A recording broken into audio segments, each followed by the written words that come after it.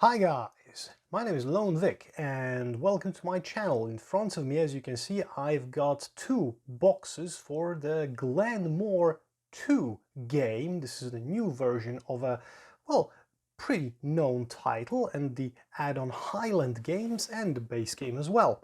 And this will be a pretty unusual unboxing video because of a very particular reason. I've decided to record this video because I'm very late to the party with this game. It's been around on the market for some time right now, but I've just purchased it a few weeks ago and I had my first playthrough not so long ago as well. But I have to tell you that opening those two boxes, looking at all the contents inside, it was a little bit of a hassle to figure out how to put everything in place and back together into those boxes.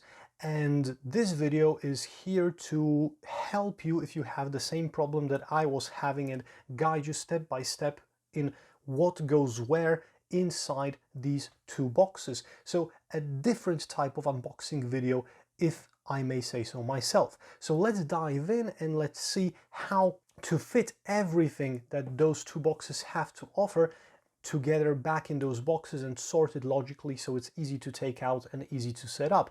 If this video was helpful for you, if you like my channel, if you can check out any of the other videos that I have here, click the like button, hit the subscribe, ring the notification bell, leave a trace in the comments, help out the channel grow. It's 5 seconds for you and it's immense help for me, and I at least know that some people appreciate what I do here. So let's take a look first at the core box of Glen More II. Okay, so here we have the main box from Matthias Kramer from Funtail Games, and when you get this box first, you will find inside obviously the rulebook in two languages, because there is an English and a German version, at least in my version that I purchased. There are boards, one for the clans, as you can see, it's double-sided, and also one for the rondel and the tile display, which is also double-sided.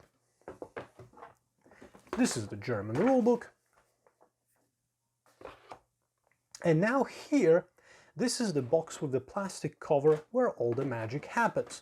Now, you'll find when you buy this game for the first time, you'll find that there are a lot of elements to punch out. There are so many punch boards here and also so many wooden elements. And those tuck boxes that you can see here right now, they are all flat and need to be assembled, which is pretty quick, but there is stuff that you need to throw in here. And what to throw in here might be quite confusing. You can find all of those information that I will be talking about right now here on pages 5 and 6 of the rulebook, but, well, it might be a bit tricky to navigate if you don't know what to look at. So let's go through the contents here step by step. So in all of those plastic baggies, we've got the resources, and as you can see, you can fit them neatly basically anywhere in the box. So we've got the rocks, we've got the wood, and mind you that these come, let me take out one at least, these come without those stickers applied. So you get sticker sheets that you need to place on both sides of those tokens, and this is true for the wood tokens, which I've applied. This is also true for the stone tokens. As you can see, there is a sticker here on both sides as well. This is also true for, sorry, not for the sheep, because the sheep don't have any stickers. They're just white clouds kind of things. And it's not true for the whiskey barrels, which just come in a baggie. This is true for the meeples, which you need to locate and you need to put on both sides also appropriate colored stickers. This is also true for the crops, which have those stickers on both sides. You also have cattle tokens or meeples, which don't have any stickers. And you also have the tokens with victory points in different denominations. You've got the coin tokens, and you also have those player-colored markers which have stickers designated for them in player colors also, but only on one side. So as you can see here, we've got some kind of a tartan pattern. On the other side, we've got nothing. And those are all of the wooden elements, or the majority of the wooden elements that you will find in the game that are used for the general gameplay. You also have one six-sided die which can be easily put here in this nook between those two separators, or for example here as well. Fits everywhere basically. You get two river tokens which are used in one of the expansions when you have less than 4 players, and they fit very well in here. You've got printed out spaces here for different resources, so if you craft some kind of a divider here, you can use these spaces to store the resources, but I'm using baggies anyways because they're more handy. Here I've put all of the 4 colors players starting tiles, so the blue player, the purple player, the red and the yellow player, they fit easily in here, as do the cards for the landmarks, which are A, B, C and D, marked very clearly on the reverse side, so they have enough room over here. In this indentation in the middle, between those tuck boxes, between those spaces for tuck boxes, you can store these additional markers for the clans. And as you can see, they have no additional markings. You will understand what I'm talking about once I get into the tuck boxes. There are 2 blank ones as well, which you do not need for any game. And these 4, during the setup of the game, will go directly onto the board with the clans, because those are markers for passive abilities for players for later. And now we are left with 2 elements in this box. Now here we have all of the tiles for selection in the game. So you've got one tile with David Hume, which I'm putting first in line because he is a separate tile which is placed separately from the other tiles during setup. Then you have 1, 2, 3, 4, 5 tiles with an S on the back. Those are the starter tiles, which I put next in the row. And then you have a big stack of tiles marked with A, and there is no need to follow any particular order here. So I think those were B's here, because they are shuffled during the game anyway. So we've got tiles with A, we've got some tiles with B letter, we have some tiles with the C letter, and we also have some tiles with the D letter here. And those should be placed over here. And now, once you do this and you assemble the tuck boxes, you will be left with, well, quite a lot of spare elements. So let's go through the tuck boxes one by one. The first tuck box with a number 1 here and this boat symbol is called the Dragon Boat Races. And inside you should place the following elements. So we should have 3 tiles which are marked with this boat symbol here or here, and they are tiles from groups A and B and B. So these go into the first tuck box. In this tuck box you will also find a set of cards with the same boat symbol over here. So we get 1, 2, 3, 4, 5, 6, 7 of these cards. You should have 4 boat tokens, wooden boat tokens in player colors, as well as 16 reward tokens which have different rewards on one side and the same boat symbol on the other side. So you place all of this into a baggie, you zip it closed, and you put the cards, the 3 tiles, and all of the tokens into the first tuck box. And this is called the Dragon Boat Races. Okay, now the second tuck box has this Highlander symbol and is called Highlander. There can be only one. This is Chronicle 2. And inside you will find only one element, this big wooden mountain. And nothing more. So this one is simple to figure out at least. There you go. Chronicle number 3 is called Old Jamie Single Cask Reserve and has a barrel of whiskey on the symbol over here. And inside you will find quite a lot of cards, and all of them will have this barrel symbol here. So we've got 1, 2, 3, 4, 5, 6, 7, 8, 9, 10, 11, 12 of these cards. You will find quite a big stack of tiles, all of them marked with the same barrel symbol, either here in the lower left corner or here in the upper right corner. So we've got 1, 2, 3, 4, 5, 6, 7, 8, 9, 10 of those tiles, and these go into Chronicle 3. Now Chronicle 4 is called Hammer of the Scots, and it has this crest with 3 lions here. And inside you will find, or you should put, the following elements. We've got 1, 2, 3, 4 landmark cards, which are clearly marked with this hammer symbol here in the lower right corner, as you can see.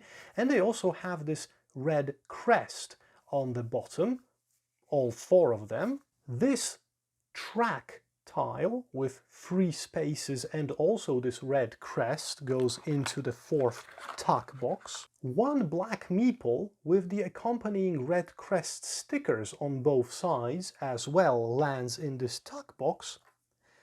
The crest token and 4 tiles, C, B, D and A, so 1 for each letter, with this hammer symbol also in the top right corner, as you can see. 1, 2, 3 and 4. So this is Chronicle number 4.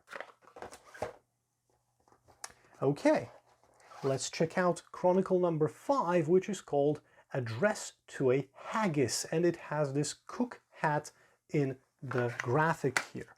So inside you will find the following elements: 1, 2, 3, 4, 5, 6 tiles, which are all identified by this cook hat icon in the upper right corner.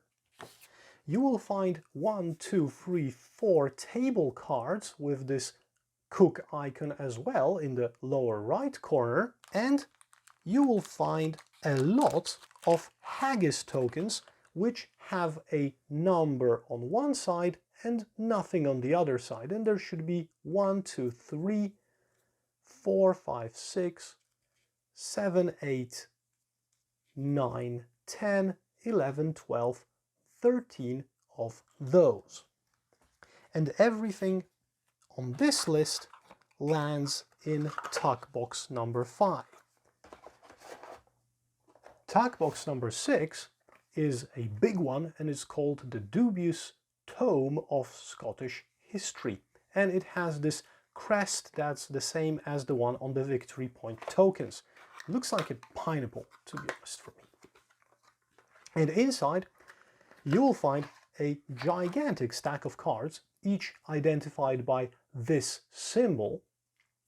So 1, 2, 3, 4, 5, 6, 7, 8, 9, 10, 11, 12, 13, 14, 15, 16, 17, 18, 19, 20, 21, 22 and 23. And mind you that some of those cards will have 2 different symbols. Like for example here you've got this symbol from the expansion of tuck box number 6 and also the hammer which was seen in tuck box number 4. Now these cards are used when you are using both of those expansions together, and the rulebook does quite a good explanation of this, so I won't be getting deeper into it. But all of the cards with this pineapple, let's call it, symbol should go into the tuck box number 6 regardless of any other symbols on them. And we've got 1, 2, 3, 4, 5, 6, 7, 8 tiles also identified by this pineapple here. So this is tuck box number 6, and we're getting closer to numbers 7 and 8 and closer to the finish line altogether. So tuck box number 7 is called Between a Rock and a Hard Place, and it has those 2 rocks and a speech bubble here on the graphic. Let's take a look inside. So again, we're faced with a stack of cards, all identified by this speech bubble symbol here. 1, 2, 3, 4, 5, 6, 7, 8, 9, 10 of them in total. And we also have a fair amount of double-sided tokens, which on one side say I and or the other side say nay. There should be quite a lot of them, I think around 20. I won't be counting them right now, let's not waste any time here. But all of those, if you see an yay or a nay, you should throw them into tuck box number 7. And last, we've got tuck box number 8, which is called the penny mobs. And let's take a look inside here. This is a pretty full one. So we've got a lot of cards with this padlock symbol here. 1, 2, 3, 4, 5, 6, 7, 8, 9, 10, 11, 12, 13, 14, 15, 16, 17, 18, 19 in total of those cards. You should also get a bag of +1 and -1 victory point tokens. And you should also have a bag of these tokens with coins in different amounts. 1, 2s, 3s, and some other symbols on the other sides as well, like these reverse card symbols or something like that. So all of those tokens go into tuck box number 8. Now I should say that this is also the tuck box that's the most difficult to stuff, let's say. And at this point, I should also mention that this box, the base box of the game, is already married to the Chronicles box of HIghland Games expansion, and there is one significant difference that I can show you right now from the word go. Because as you can see, there is a difference in marking the river tiles in the old game and in the new expansion. So in the new expansion, the river tiles are marked with this icon and the wave, and in the base game, the wave was the only thing without the icon, the blue circular icon there. So these tiles replace the original tiles from the game when you are setting up the expansion too. And just to avoid any questions, as you can see, this one, the old one was from the Hammer of the Scots, and the new one has also the Hammer of the Scots icon here. It was provided in the add-on in the HIghland games. So this is basically unnecessary right now for the game if you have the Highlander edition and the Highlander expansion, and if you have this updated iconography card. So this one from the Highlander edition, from the Highlander expansion, goes into tuck box number 4, and this one can be basically left out. I left mine here. I kind of forgot about it, basically, I have to admit. Okay, so as you can see, this is the whole box of Glen More Chronicles, the base game. Now you know what goes into each of the tuck boxes, how it is possible to store everything of this huge game in this one box without it being too much of a hassle, to be honest. Pardon me for the amount of plastic baggies here, but to be honest, if you have a better solution for storing all of those elements in this box, I'm all ears, because this is the one I came up with, and this is the one that enables us to set up the game at all without a hitch and separate everything at least semi-quickly. So I'm putting all of those elements, all of those resources here into this cradle, let's call it like this. I'm putting some of these on top, and right now, if everything goes according to plan, this plastic lid should stay more or less flush. I can put the rule books, the boards on top, and close the lid on Glen More Chronicles.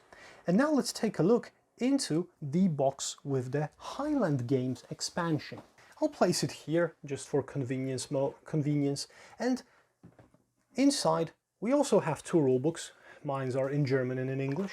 We've got 2 boards that should go on top of everything else inside the box. Oh, there you go. 1, 2. And we have some extra space inside in this insert. Now let's take a gander here. So we've got these plastic tokens provided with the game, with numbers on one side and player colors on the other, so they can go here.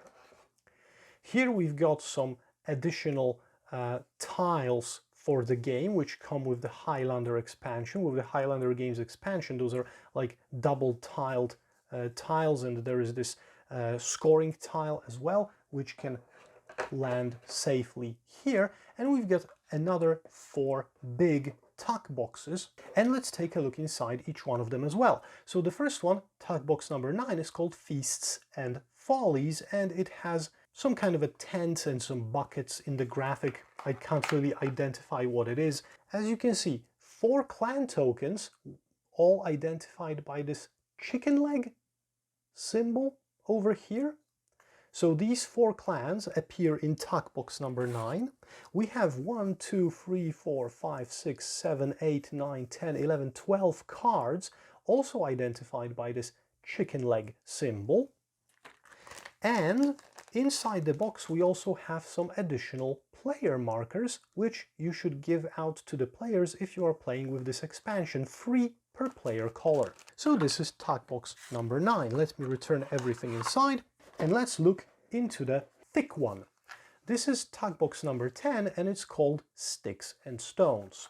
And inside you should find a lot of elements. There are 2 meeples per player color that come with this expansion, as you can see, and these all land in tuck box number 10. You will also find 2 clan tiles with this muscular arm symbol. They can be identified by that. Those are clans Ruthven and Murray. I won't be pronouncing all of those Scottish names because they're tough to pronounce and I don't want to, sound silly here. And we've got a lot of tokens with this star symbol, and they all go into tuck box number 10. So as you can see, we've got those round ones which are double-sided, we've got this one square one, we also have some tokens with other markings as well, and together there are quite a lot of them in this tuck box, as you can see. So all of them should land in tuck box number 10. Additionally, in tuck box number 10, you will find room for these little rectangular tiles, also identified by this muscular arm symbol, and there are 1, 2, 3, 4, 5, 6, 7, 8 of them in total. And last, but definitely not least, you will find quite a lot of tiles. 1, 2, 3, 4, 5, 6, 7, 8, 9, 10, 11, 12, 13, 14. They all are identified by this muscular arm symbol as well. Okay, let me put back tuck box number 10 into place, and we've got 2 more to go, and this will be the end of this video. Okay, so here we are, closer to the finish line than ever, and this is tuck box number 11, called Plan and Prosper, and inside you will find a pretty straightforward list of elements. There will be 1, 2, 3, 4, 5, 6, 7, 8, 9, 10, 11, 12, 13, 14, 15 cards, all identifiable by this symbol here, some kind of a tower or an arrow. I think it's a tower. You will also find 1 clan, which is also identifiable by this tower icon, and I won't risk reading the name of this clan. Sorry, anybody from Scotland who is watching me right now. And you will find a lot of tiles as well, all identifiable by this tower icon too. It's 1, 2, 3, 4, 5, 6, 7, 8, 9, 10, 11, 12 in total.